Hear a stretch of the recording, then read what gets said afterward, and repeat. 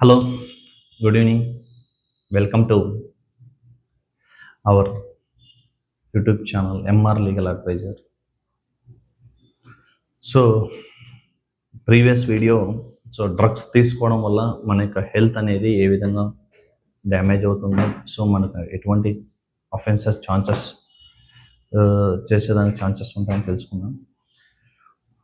So present మనం ఈ యొక్క డ్రగ్స్లో ఇన్వాల్వ్ అయినప్పుడు పోలీసులు ఎఫ్ఐఆర్ ఫైల్ చేసేటప్పుడు సెక్షన్ 8C ఎందుకు మెన్షన్ చేస్తారు, ఈ సెక్షన్ 8C అంటే ఏంటి, దీని గురించి ఇప్పుడు మనం తెలుసుకుందాం క్లియర్గా.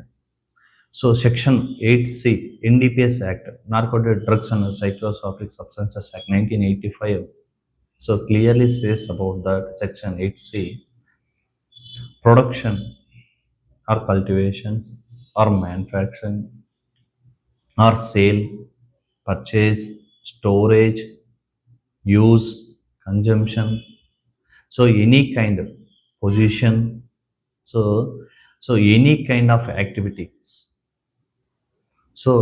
ఈ యొక్క యాక్ట్స్ అన్నీ సెక్షన్ 8C అనేది ఎక్స్ప్లెయిన్ చేస్తుంది, ఈజ్ అఫెన్సబుల్.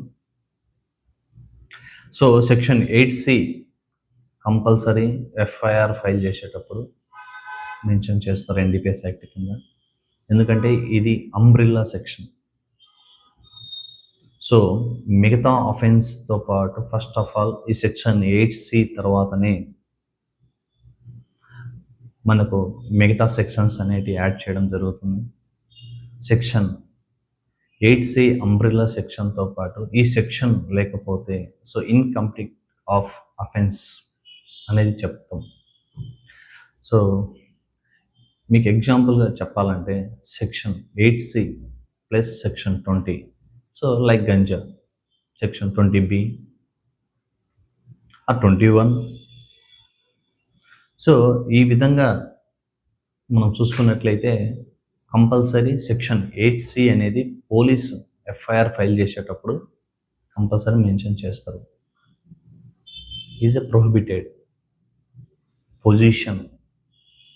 ఎనీ డ్రగ్స్ మీరు సేల్ కానీ, పర్చేస్ కానీ, స్టోరేజ్ కానీ, పొజిషన్లో ఉంచుకున్నా కానీ, కన్జంప్షన్ చేసినా కానీ, మన personal meaning of consumption, meaning of మన పర్సనల్గా యూజ్ చేసుకోవడానికి వాడినా కానీ కన్సిడర్ ఫర్ పనిషబుల్ అఫెన్స్. ఇంతటితో సెలవు తీసుకుంటున్నాం.